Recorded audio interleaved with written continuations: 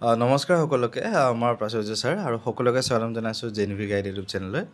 আজি আমি আহিছিলোঁ পাঠশালাত আকাশ দাসৰ ঘৰত আৰু আকাশে এইবাৰ নৱোদয় ছিট পাব সক্ষম হৈছে 2025 বৰ্ষত নৱোদয় এণ্ট্ৰেঞ্চ দি পেলাই। আৰু আকাশ আমাৰ ছেপ্টেম্বৰ শেষৰ ফালৰ 8 নম্বৰ বেটছৰ ষ্টুডেণ্ট আছিলে এজন। এতিয়া আকাশ কোৱাচোন তোমাৰ কেনেকুৱা লাগিছে ছিটটো পোৱাৰ পিছত? ছাৰ মোৰ ছিটটো পাই বহুত ভাল লাগিছে আৰু ছিটটো পাবলৈ হ'লে বহুত কষ্ট কৰিব লাগিব।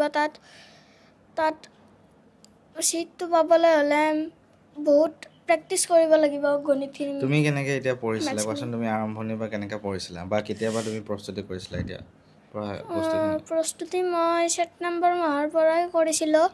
ছেপ্টেম্বৰ মাহৰ শেষৰ ফালৰখিনিৰ পৰা আপোনালোকৰ তাত ক্লাছটো পালোঁ। এই ক্লাছটো কৰি মোৰ শ্ৰদ্ধাৰ শিয়ালমাৰী গাঁৱৰ শ্ৰী মনজিৎ কলিতা ছাৰৰো সহায় পালোঁ বহুত। আপোনালোকৰো সহায় পালোঁ।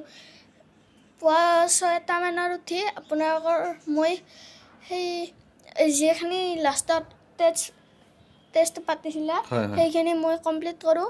যদি নহয় তাত মই 7:30 শেষ কৰোঁ। সেইখিনি শেষ কৰিব চাওঁ মানে শেষ কৰিব চাই যদি নহয় সেইখিনি তেতিয়া গেপ দিওঁ আৰু নহ'লে স্কুলত যাওঁ। স্কুলত মোৰ 8টা বজাত গাড়ী আহে। গা পা ধুই সেই কৰোঁ। মই 3টা বজাত আহি পাওঁ স্কুলৰ পৰা। 3টা বজাৰ পৰা আহি মই 4টালৈ অলপমান ৰেষ্ট কৰিলোঁ। 8টা বজালৈ পঢ়োঁ মই। তাৰপিছত 1 ঘণ্টা আপোনালোকৰ ক্লাছ হয় 8টাৰ পৰা 9টালৈ। গণিতৰে ক্লাছ বেছিকৈ দিয়ে তাত। সেই ক্লাছখিনি কৰি আৰু মই 9টাৰ পৰা 11 বজালৈ কৰোঁ পঢ়া। ঠিক আছে, বঢ়িয়া। তাৰপিছত তুমি এতিয়া পৰীক্ষাত মানে কেনেকৈ তুমি প্ৰশ্নবিলাক কৰিছিলা? মানে তোমাৰতো ভয় লাগিছিল নে নাই লগা? পৰীক্ষাত অলপ ভয় লাগিছিল যদিও ভালো লাগিছিল যে মই নৱোদয়ত পৰীক্ষাটো দি আছোঁ ইয়াত। কাৰণে আপোনালোকক মই এটা পৰীক্ষা দিবলৈ যোৱাৰ দিনা মেছেজ দিছিলোঁ। সেইদিনা সেই মেছেজটোত আপোনালোকে ক'লে ভালেখিনি কৈ উঠি মই তাত গ'লোঁ। যাই উঠি যেতিয়া প্ৰশ্নকাকতখন দিছে মই প্ৰশ্নকাকতখন লৈ কৰিব ধৰিছোঁ। ভয় লাগিছিল অলপ হ'লেও মই সেইখিনি মই কৰি গ'লোঁ। মেণ্টেল এবিলিটিখিনি বহুতে সহজ পাইছোঁ পিছত। তাত বহুত সহজ আহিছে মেণ্টেল এবিলিটি। খালি মই অসমীয়াখিনি অলপমান খেলি মেলি কি নহয় প্ৰশ্ন সুধি আছিল অলপমান। তাৰপিছত তোমাৰ প্ৰথমতে কি কৰিলা? প্ৰথমতে মই মেণ্টেল এবিলিটি কৰিলোঁ, তাৰপিছত অসমীয়া কৰিলোঁ, তাৰপিছত মই গণিত কৰিলোঁ। ঠিক আছে। এতিয়া গণিতখিনি মানে পাৰাখিনি কৰিছে নে কেনেকৈ কৰিলা গণিতৰ? কৰিলোঁ, তাতে ভালেখিনিয়ে পাৰিছোঁ মই। তাত গণিতখিনি ভালে হৈছে মোৰ।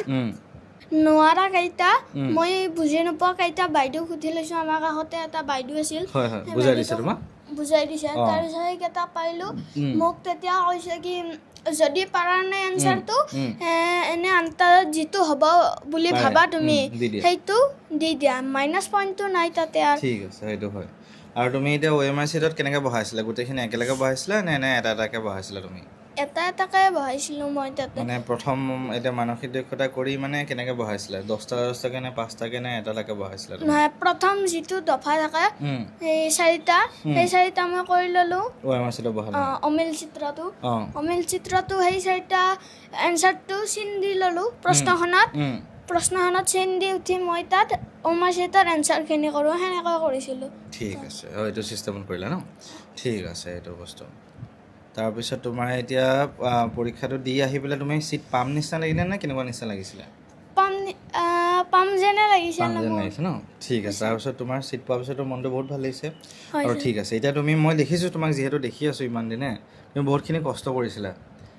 এই পৰীক্ষাটোৰ বাবে তুমি বহুতখিনি পঢ়িছা আৰু যিহেতু তুমি অলপ ডান্সো কৰা বুলি কৈছিলা, তুমি মোক এটা কাহিনী কৈছিলা যে তুমি হাউলিত কি আছিলে কোৱাচোন, অলপ কৈ দিয়া। হাউলিত ৰাসত তেতিয়া মই ডান্স কৰিব গ'লোঁ। তাত ফোন কৰিছিলে আমাক কমিটিৰ তৰফৰ পৰা। ফোন কৰাৰ পিছত গ'লোঁ। সেইদিনা পাপাই ক'লে যে ক্লাছ আছে আজি, ডান্সটো সোনকালে কৰি উঠি ইয়াত আহি ক্লাছো কৰিব লাগিব। তাৰ পৰা অহা নাই, মই গাড়ীতে কিতাপেই লৈ গৈছিলোঁ। তাত সেই কিতাপেই লৈ যাই তাতে ক্লাছ কৰিছোঁ।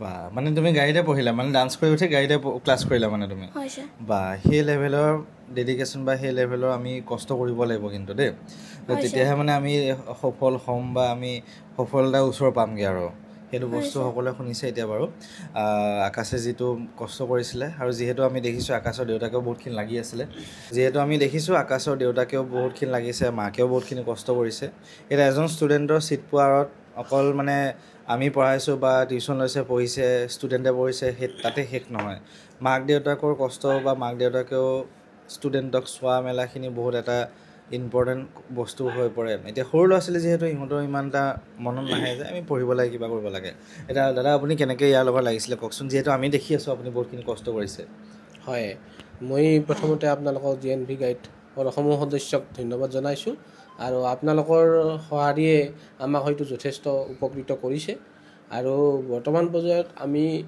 আপোনালোকৰ সঁহাৰিৰ পৰাই মই এনেকুৱা এটা প্ৰচেষ্টা লৈছিলোঁ যে ল'ৰাটোক নৱোদয়ত ছিট পাবই লাগিব গতিকে পাবই লাগিব বুলি ভাবি মই যিমানখিনি পাৰোঁ মই যদি কেতিয়াবা হয়তো বিজনেছৰ কামত বা চাকৰিৰ কামত বাহিৰত ওলাই যাবলগীয়া হয় তাৰপিছতে মই সদায় ইয়াৰ যেতিয়া নৱোদয়ৰ এপ্লিকেশ্যন কৰিছিলোঁ ফৰ্ম ফিল আপ কৰিছিলোঁ তাৰপিছৰ পৰাই মই সদায় সন্ধিয়া হোৱাৰ আগতে 4টা 4:30 বজাত মই ঘৰ আহি উপস্থিত হৈছিলোঁ আৰু ৰাতি 11টালৈকে মই সম্পূৰ্ণ ব্যস্ত আছিলোঁ গতিকে তেনেধৰণে পঢ়াই মই তেতিয়াই ভাবিছিলোঁ যে মই নিশ্চয় ছাকচেছ হ'ম গতিকে আৰু ৰাতিপুৱাৰ ফালৰ পৰা মোৰ এনে উঠোতে দেৰি হয় কিন্তু এইকেইটা দিন এনেকুৱা হৈছে যে মই 5:30 বজাত উঠিবই লাগিব ল'ৰাটোৰ ভালৰ কাৰণে মই সদায় 5:30 বজাত উঠোঁ আৰু এতিয়া ধৰক আপোনালোকৰ যিখিনি টেষ্ট হৈছিল টেষ্টৰ সময়খিনিত ৰাতিপুৱা 5:30টাতে মই উঠোঁ আৰু মোৰ ঘৰতে বাৰু কম্পিউটাৰ আছিলে কম্পিউটাৰত মই এভৰি প্ৰশ্ন পেপাৰ মই প্ৰিণ্ট কৰিছিলোঁ প্ৰিণ্ট কৰি 6টা বজাৰ পৰা তেওঁক আমি প্ৰশ্নখিনি কৰিব দিছিলোঁ 7:30 বজালৈকে তেওঁ 1.5 ঘণ্টা পেপাৰ কৰিছিলে কিন্তু 7:30 বজাৰ পিছত তেওঁ স্কুল ক্ষতি কৰা নাই মই স্কুল ক্ষতি কৰিব দিয়া নাই 7:30টাত আধা ঘণ্টা মই গেপ দিছিলোঁ যে আধা ঘণ্টাৰ প্ৰশ্ন পেপাৰ স্কুলৰ পৰা আহি কৰিব ঠিক তেনেধৰণে এদিনো স্কুল ক্ষতি নকৰাকৈ মই তেওঁক JNVত ছিট পাবৰ কাৰণে খুব কষ্ট কৰিছিলোঁ পঢ়াইছিলোঁ আৰু তাৰপিছতে তেওঁ হয়তো ছাকচেছ হৈছে মই খুব আনন্দিত হয় হয় তো সেইখিনি বস্তু এতিয়া বহুতৰ মানে দেখোঁ যে আমিও দেখি আছোঁ যে হ'ব আৰু ল'ৰাটো পঢ়ি আছে ক্লাছ কৰি আছে হ'ব ঘৰত মানে ইমান নাচায় বা এতিয়াতো আপুনিওতো ঘৰত আপুনি পঢ়াই থকা নাই আপুনি ইয়াৰ লগত বহি আছে ইয়াৰ লগত কি কৰিছে কি নাই কৰা এতিয়া ৰাতিপুৱা আপুনি নিজে উঠি পেলাই প্ৰশ্ন কাকতখন ইয়াক দিছে কৰিব দিছে আপুনিতো বুজাই থকা নাই তো বহুতৰ মানে সেইটো এটা থাকে যে আমি ঘৰত এতিয়া পঢ়ি আছে আমি বুজাব লাগিব কিবা কৰিব লাগিব আপোনালোকে লগত বহক ল'ৰা ছোৱালী লগত বহক উঠাওক সৰু ল'ৰা ছোৱালীক 5টা বজাত উঠাওক বা সোনকালে অলপ উঠাই পেলাই পঢ়াত লগাই দিয়ক যে কি কৰিছে কি নাই কৰা সেইখিনি বস্তু অলপ চাব তেতিয়াহে সফল হ'ব কিন্তু আপোনালোকৰ এই নৱোদয় পৰীক্ষাটো যিহেতু আৰু এতিয়া আপোনাৰ ষ্টুডেণ্টজনে ইও দেখিছোঁ যে স্কুলতো বহুতখিনি ভাল পাৰফৰ্মেঞ্চ দিছে এতিয়া তাৰ লগতে এতিয়া ডান্সো সৰু সুৰাকৈ যিমানখিনি পাৰে কৰি আছে এতিয়া চব মিলাই মিলি ই গোটেইখিনি মেইনটেইন কৰি আছে তো এইটো বস্তু বহুতখিনি আপোনালোকৰ সফল মানে অৱদান বহুতখিনি আছে যিহেতু আপোনালোকে ইমানখিনি যদি নকৰা হয় ই চাগে আজি ছিট নাপালে হয় মই সেইটোৱে ক'ম এতিয়া আপোনাক আৰু এতিয়া হয় এইটো ক্ষেত্ৰত মই আমাৰ আকাশৰ বাবুৰ মাকক আমি ধন্যবাদ দিব লাগিব তেওঁ বহুতখিনিয়ে আমাৰ এই ক্ষেত্ৰত সহায় কৰিছিলে মই হয়তো দিনটোৰ বেছি সময় বাহিৰত থাকোঁ যদিও তেওঁ সম্পূৰ্ণ গাইড দিছিলে যে নৱোদয় পৰীক্ষাৰ কিতাপখিনি পঢ়িবই লাগিব স্কুলৰ কিতাপ লাগে কেতিয়াবা অলপ কমকৈ পঢ়িছিল যদিও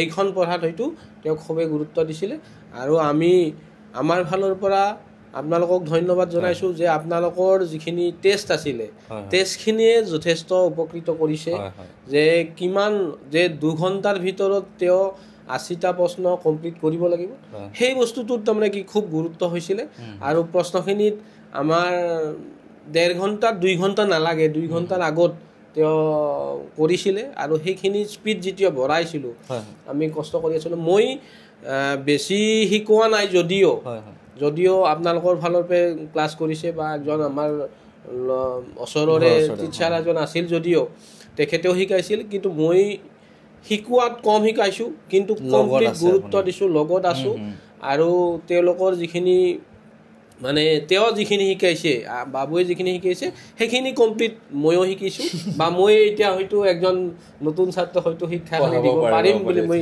কনফিডেণ্ট হৈছোঁ কাৰণ মই কিবা নাজানিলে হয়তো আপোনালোকৰ ফালৰ পৰা মই মেছেজ কৰিছিলোঁ যে এইটো বস্তু মই পৰা নাই এইটো আপুনি একবাৰ চাই দিয়ক বা আমাৰ ওচৰৰ শিক্ষকজনক মনজিত কলিতা তেখেতকো আমি হোৱাটছআপ যোগে দিছিলোঁ যে এইটো বস্তু মই পৰা নাই অলপ চাই দিয়ক বা এইটো বস্তু কিতাপত বেলেগকৈ আছে মোৰ মতে মিলা নাই কিতাপখনত বেলেগ আছে মোৰ মতে মিলা নাই আচলতে উত্তৰটো ভুল আছে নেকি আপুনি এবাৰ অংকটো কৰি দিলে মই সেইটো ভাল পালোঁ হয় কাৰণ মই যিটো অংক কৰি দিছোঁ ল'ৰাজনক কিতাপতটো মিলা নাই তাৰপিছত তেওঁ হয়তো অংকটো কৰি দিছে আৰু মই কৰি দিয়া অংকটো এইটো মানে শুদ্ধ বুলি প্ৰমাণ কৰাই দিছে গতিকে সেই ক্ষেত্ৰটোত মই কৈছোঁ যে যিখন কিতাপ আছে তাতে হয়তো বহুতখিনি ভুল আছে গতিকে আপোনালোকৰ ক্লাছ মানে GNV গাইডে যিটো ধৰণে ক্লাছ দিছে বা ওচৰৰ কোনোবা টিচাৰে যিটো ধৰণে ক্লাছ দিব সেই ক্লাছজনে সেই নিয়ম মতে যেতিয়া নেকি কামখিনি কৰি যোৱা যাব উত্তৰ শুদ্ধ আহিবই এইটোৱে আৰু মোৰ ক'ব লগা সো আগৰ কথা বহুত শুনিলোঁ এতিয়া মই আগৰ কথা নুসুধো এতিয়া সিট পাই পেলাই তোমাৰ কেনেকুৱা লাগিছে সেইটো